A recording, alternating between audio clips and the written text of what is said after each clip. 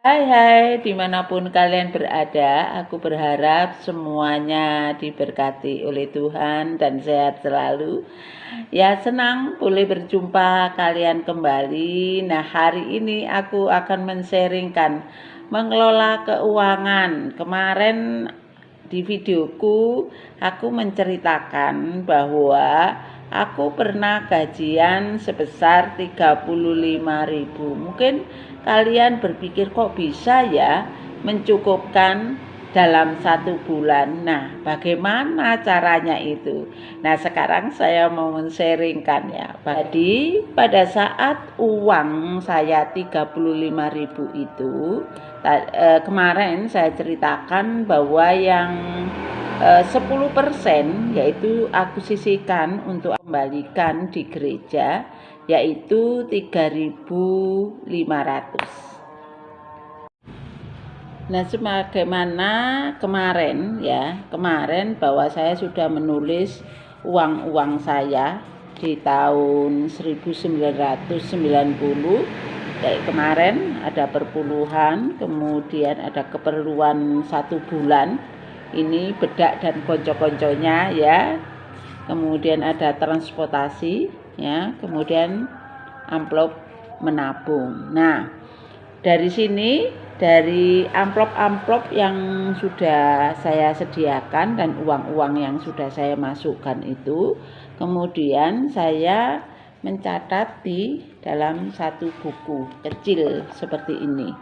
Ini biasanya saya taruh di kamar saya. Jadi sebelum saya tidur, saya menulis apa yang menjadi keperluan saya ya 1 hari itu dan apa saja yang saya keluarkan. Nah, saya tidak akan detail selama 1 bulannya karena saya sudah tidak ingat lagi, tapi paling tidak saya bisa memberikan gambaran kepada teman-teman bagaimana aku mengelola keuanganku waktu itu, dan itu menjadi modal awalku gitu ya, modal awalku untuk dapat aku bisa mengelola keuangan. Nah, seperti ini ya teman-teman, jadi kelihatan ya. Jadi saya tulis. Nah, kemudian saya tulis tanggal, pakai tanggalnya sekarang aja ya, tanggal 1 September 1990 gitu. Pemasukan saya tulis begitu waktu itu, pemasukan 35.000. Nah, 35.000 ini ya, kemudian saya potong perpuluhan. Nah, karena saya agama Kristen, saya keluarkan setiap bulan uang perpuluhan ini sebesar 3.500. Dan ini saya berikan di gereja. Jadi terus saya kurangi ke 5, di 4 ya, 4 jadi 1, ini tetap 31 ya. Nah, sisa 31.500. Kelihatan ya. 31.500. Kemudian saya potong lagi untuk tabungan. Tabungan 5.000 ya. Kalau sekarang orang pasti tertawa ya. Jadi 11, ini 6, tinggal 26. Nah, 26. Nah, 26 kemudian saya membeli yang pasti bulanan pembalut. Ya, 5.000.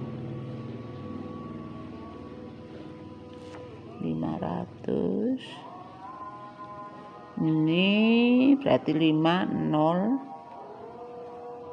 2, 20. Nah, tinggal 20.500. Nah, untuk pembelian bedak, pembelian lipstik itu kan tidak selalu setiap bulan ya. Jadi saya tulis hanya yang rutin itu pembalut ya. Yang rutin pembalut, kemudian transportasi.